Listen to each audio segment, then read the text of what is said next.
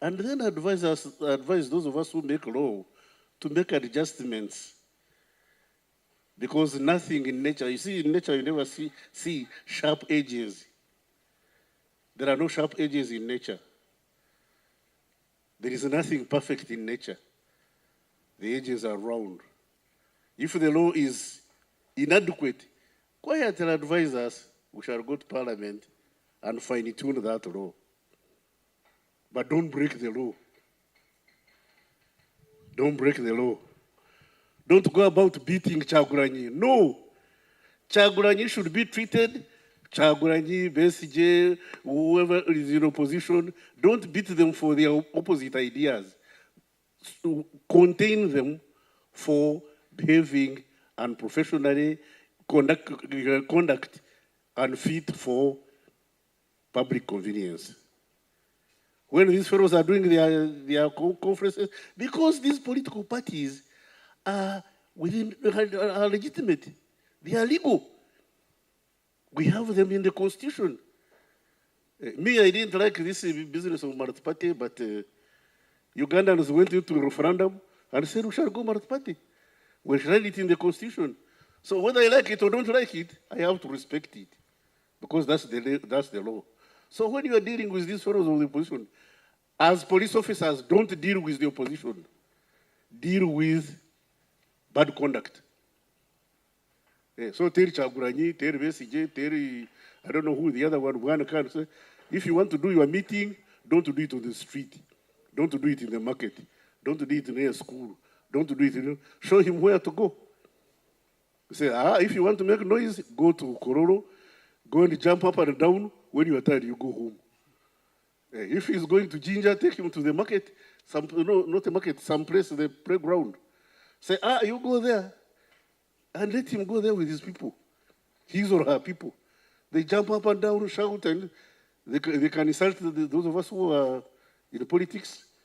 When they are finished, they go home without inconveniencing anybody. Let them exercise their rights while respecting the rights of others. They should exercise their rights, their constitutional rights, while respecting the rights of others. Don't come to our markets. Don't inconvenience us on the street. For you are going to a rally. Me, I'm doing trade. One day I was in a market, and I had my door open. I was doing something.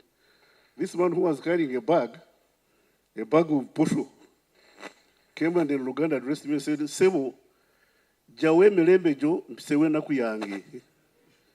Meaning that you remove your peace, your comfort, let me carry on with my burden.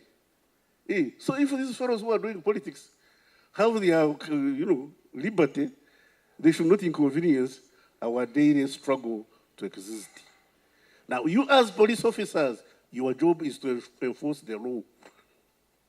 Enforce the law to the letter. Don't beat opposition. No. Deal with errant citizens. There is a difference. That's why I tell the opposition, when you want to do demonstration, that is legitimate. But when you do riot, then we shall also become rioters. Demonstrate, don't riot. Deal with errant citizens who have different ideas from mine, which are not necessarily your ideas. Don't beat the opposition and bring us a bad name. Because for us as government, we are not interested in harassing the opposition. But for you as police, deal with people who don't conduct themselves properly, but stick to the law. Don't go beyond the law. That's not your responsibility.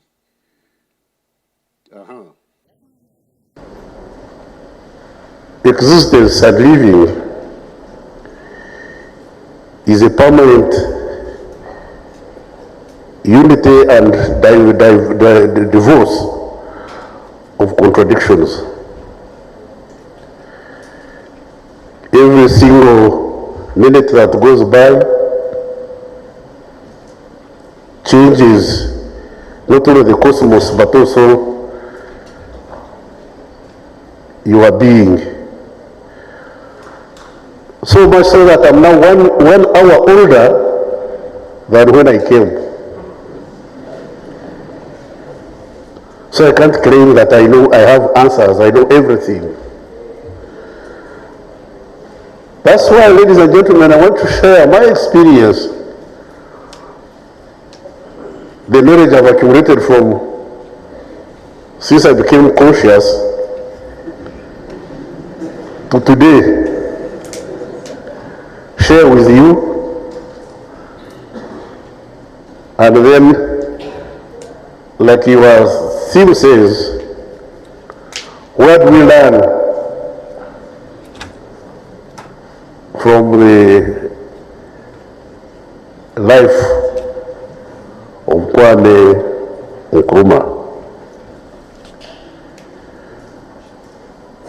What did Osagyefo live for? What did he live for? Other than the independence of Ghana, the defeat of colonialism, and his vision of neo-colonialism,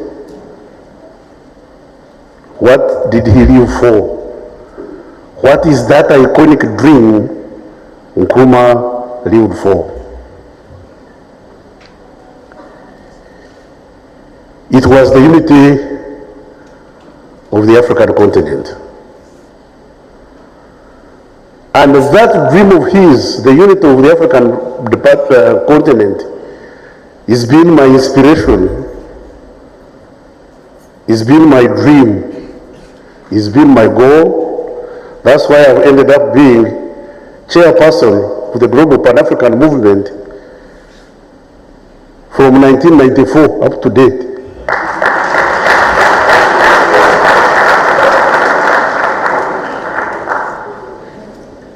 I'm now trying to organize the 8th Pan-African Congress in Uganda so that I hand over. Because from 94 to date is how many years? 31 years. That's a long time. It's high time I think about, every time I wanted to hand over, they would say, go on. They will say, go on. But when I want or don't, my biological past is going to catch up with me. Time will come when my greatest tool of combat, my mouth, will no longer be able to deliver my effective ammunition. So, as I bowed, I would like to leave this accumulated knowledge with you who are young.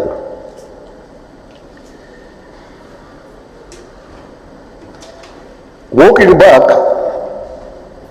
I told you I came in here as a student. I thought I came to Makerere to study.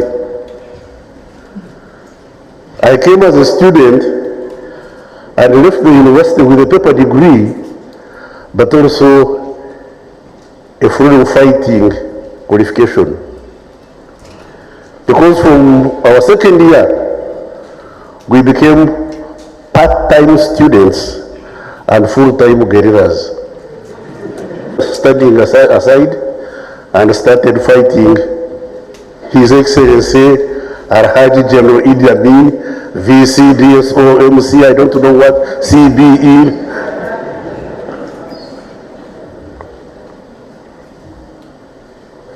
And that gives you the essence of why we lived Nkrumah's dream. The Balkanization of Africa is what gives rise and what gives rise to the likes of Idi Amin. That a country called Uganda at one time lived under a ruler, a gentleman called Idi Amin. And that Makerere gave him a doctorate degree, an honorary degree in appreciation of his killing us. I don't want to say shame on Makerere, Because those who did it, unfortunately, are no longer here. I know all of them. And God save their souls if at all we have any. This man started butchering Ugandans from day one, from when he took over. And at a certain stage in his existence, at the height of his killing of his citizens, of killing of Ugandans, Makerere, the oldest university in East Africa, awarded him an honorary PhD for exemplary leadership.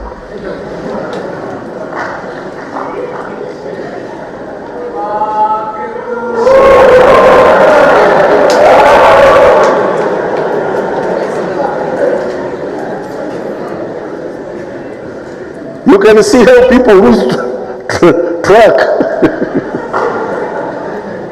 Yeah? You can see how people lose track. You can see how people sit on their conscience. You can see how people become part-time thinkers.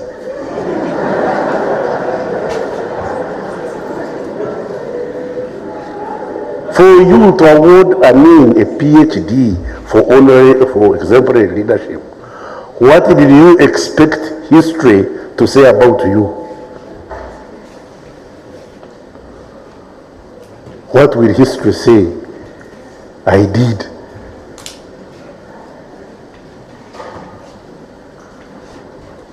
You know, Julius Caesar went to Britain and said, Veni, Vidi, Vinci.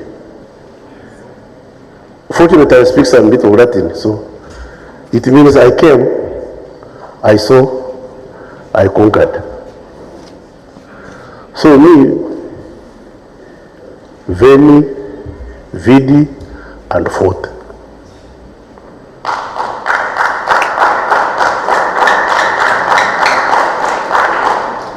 I came, I saw, I decided to join those who are struggling to change the course of events in Uganda, and I fought Idi Amin.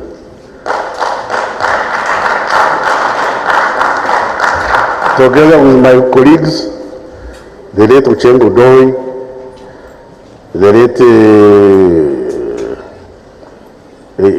Denis Echo, Odoi Chwale, there was a young man, Mujizi Rwandume, Mbabazi, Amama Mbabazi. Mbabazi is still living, still around. Last time I saw him, he was a very, very old man. The man looked very old, and yet he's 2 years my senior. So I don't know whether I look like him.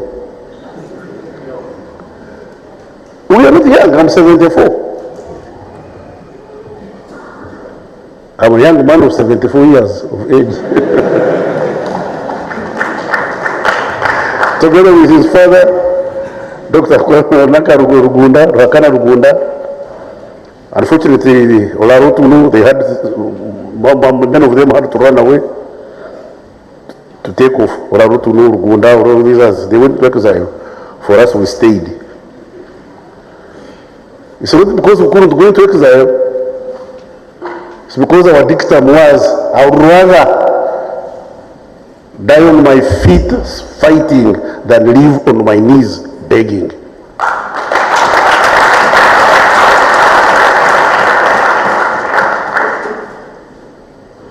So, ladies and gentlemen, we've done our part. If you look back, I'm chairman of the Pan-African movement, but I'm standing on the shoulders of giants. Marcus Garvey,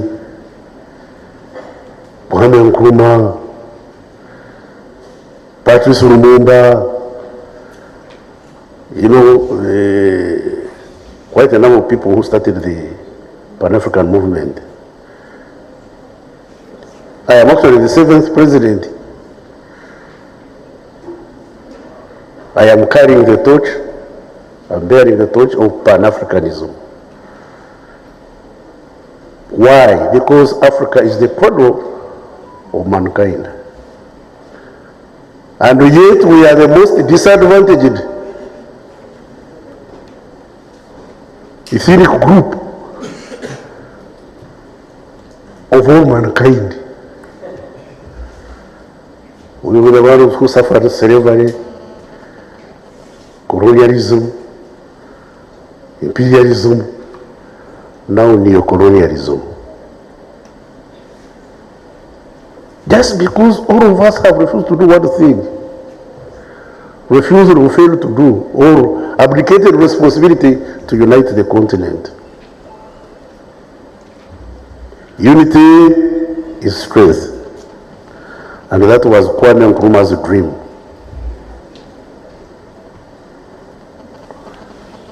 When you think you are inheriting the legacy of Kwame Nkrumah, and you still think you are in Muganda, you are in Munyankore, you are Nachori, you are living a lie.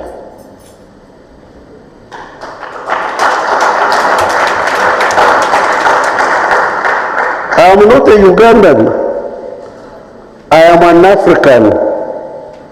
My country is Africa, from the East African province of Africa and the district of Uganda.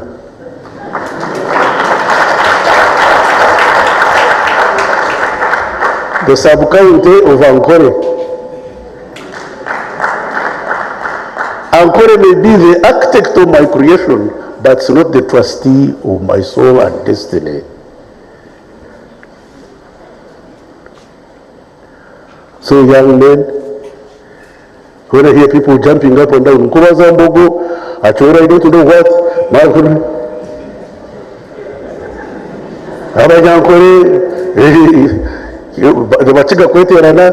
I say, God, you God, God who created me, are you the one who made these ones?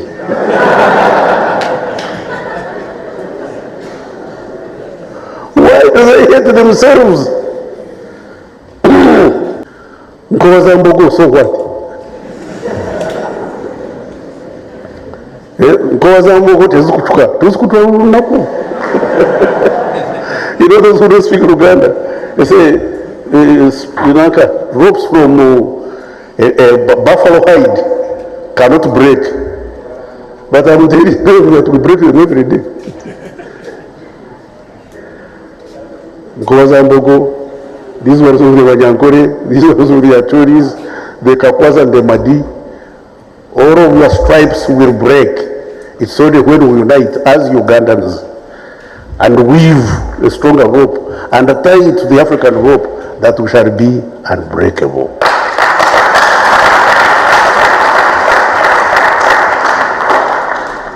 We can only liberate ourselves by uniting our people. I always ask these Africans, if you hear people saying, hey, they are Munyarwanda, they are Kenyan, they are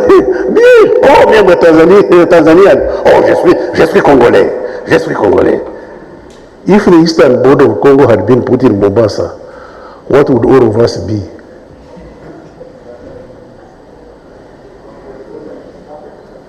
No, if the eastern border of Congo had been put in Mombasa, there would be no Uganda, there would be no Kenya, we would all be Congolese. If the northern border of Uganda had been put in Khartoum, wait a minute, there would be no South Sudan. There would be no Darfur, there would all be Ugandans.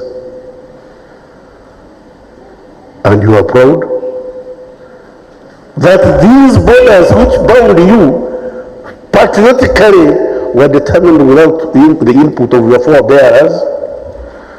Which of these African chiefs was consulted about the border? Students of history. Don't you know these borders were drawn on a map where no African dignitary chief or peasant were seated, participated? Then you stand up. It was done in 1800 2025, you still glorify these borders? Wait a minute, you people at Makerere, the highest institution of learning, students of history, philosophy, political science, you still glorify these colonial borders and use them to describe yourselves? Like when you go to Katuna, there is a man who has a banana plantation that traverses the border. He has a wife in Rwanda and another wife in Uganda. Now what are the children? The late Abraham Awori was a minister in Uganda when his brother, Bodi Awori, was vice president of Kenya. Abraham Awori and Bodi Awori, one was vice president of Kenya, the other one was a minister in Uganda. Now, were these ones Ugandans or Kenyans? And yet we are still stuck. We are still stuck to our backward, dangerous,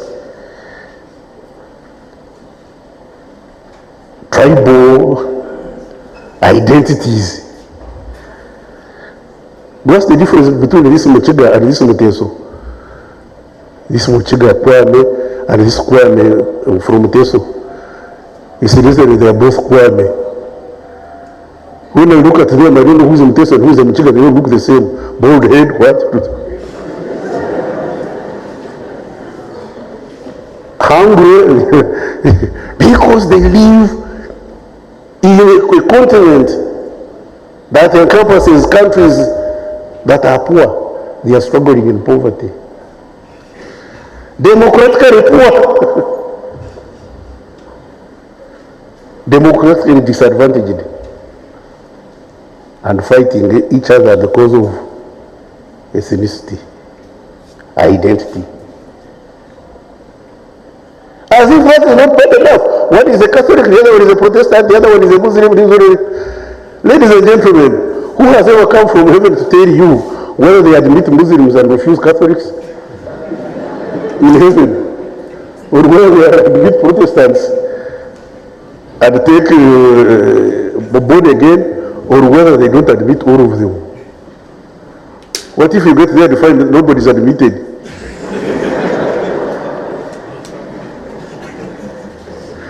There is a friend of mine.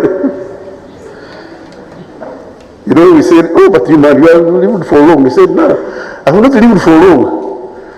I tried to go to heaven, and he said, we have enough devils. Not another one. You go away.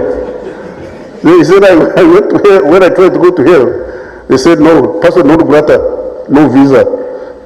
They refused me a visa in hell, and I'm not accepted in heaven, so I hang around here. To fight war because of faith. Faith! Imagine faith, not reason. Faith. I believe that I go to heaven. What if your belief is wrong? What if you discover it's wrong? Okay, you go ahead, believe. Let this one believe, let this one believe, let the other one believe. Allow everybody to believe what they believe. Oh, you know, Muslims, they sit on the floor when they are praying and knock down their heads. Is the head they are knocking down yours? Why are you complaining? Oh, that they don't sit on chairs because they don't want chairs. Have you heard they are complaining? Their buttocks are burning. That these Pentecostals pray while shouting. Have you heard God complaining? They are making too much noise. So why do you make that division of belief an issue, a casus belli? Casus belli means cause of war. The fact that this man who is bald-headed and his friend who is bald-headed, one is a Mchiga, the other one is a Teso, also becomes a casus belli, that they fight war because this one is a Mchiga, the other one is a... But they are all poor, they are all... None of them can go to the moon. Ugandans can't go to the moon. Kenyans can't go to the moon. Have you heard of Zimbabwe going to the moon? Or the Congolese? We can't go to the moon because we are divided, and because we are divided, we are democratically poor. Congo is poor. Me, I was there. I was in the Congo for 3 years. If you've seen people who are rich, very rich out of this world, they are in the Congo. But if you want people who are poor, very poor, who live in caterpillars, they are in the Congo.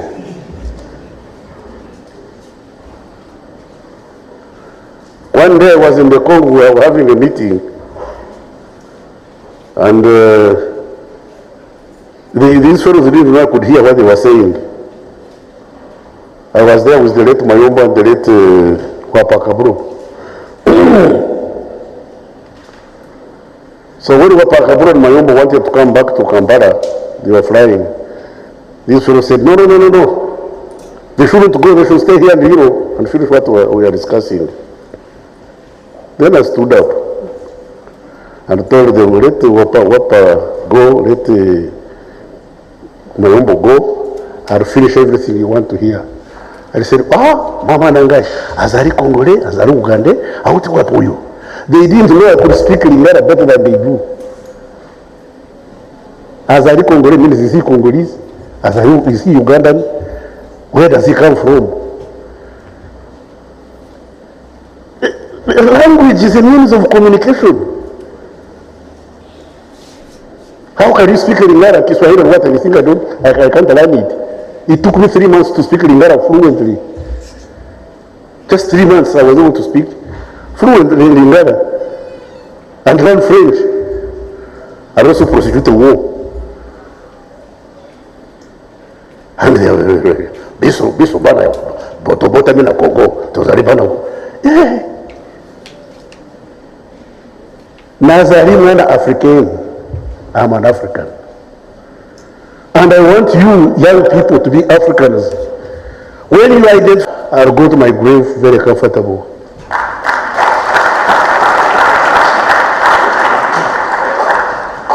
Then as I leave this world, I'll know I've left human beings behind. I have left human beings behind, not biological substances that can walk and eat. You have to be very cautious. You have to learn to be cautious. Like Kwame Osaje for Kwame Nkrumah. These are people who put their best at the service of the continent. No wonder he was overthrown by imperialism.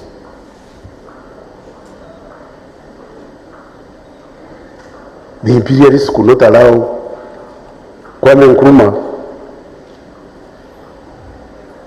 to live his dream, to achieve his wishes. They thought the independence of Ghana was, as president of Ghana, he had reached the ultimate. They didn't know that Kwame Nkrumah realized he was only a Gombora chief in Ghana. Yes, he was president of a sub-county called Ghana. He wanted a country called Africa. That's the greatest attribute of Kwame Nkrumah.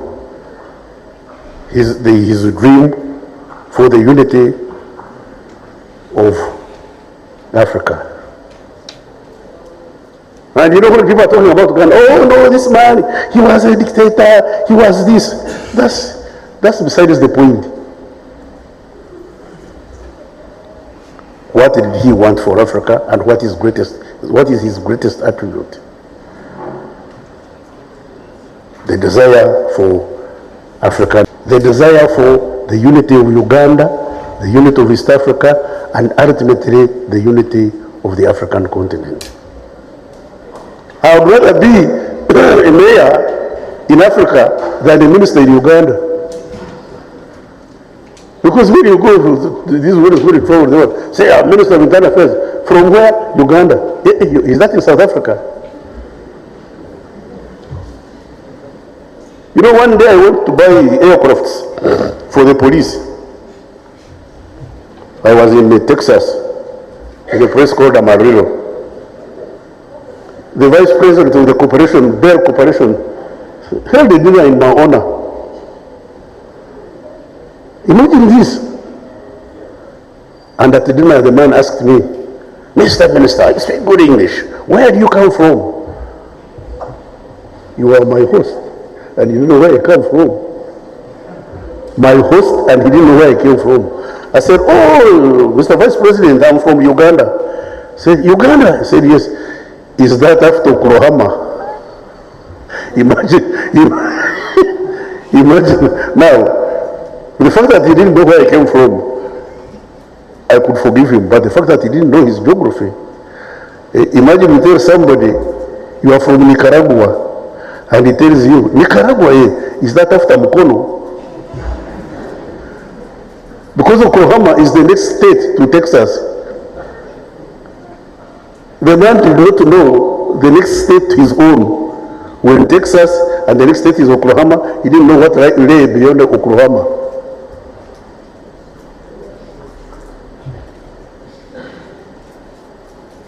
You can imagine. Now, when these people are dealing with us, these fellows, they look at us as from two perspectives. One, the N word. Do you know what the N word is? You know the N word? Niggers. Two, as subjects for exploitation.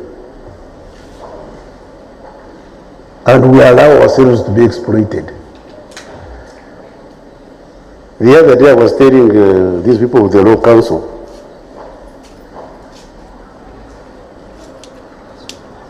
that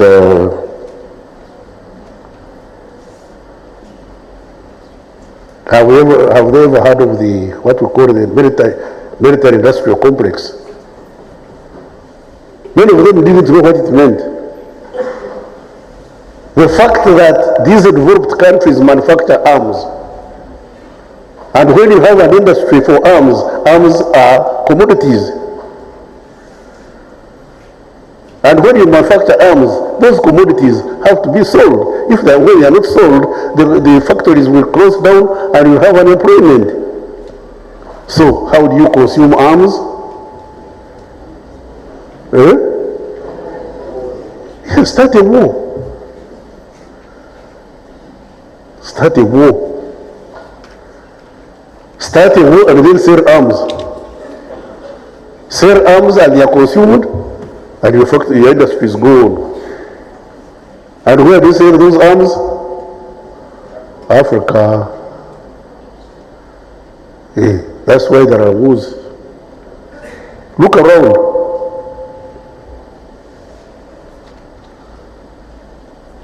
One day my little daughter, I think she was in P4, P5, asked me, Daddy, is it true you people spent 5 years in the bullfighting? Oh, I said, General. I said, yes.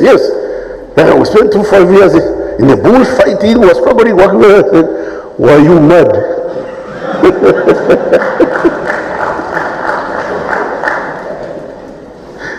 Fighting? Were you mad? I said, why? What is it you're fighting about that you couldn't sit down and discuss?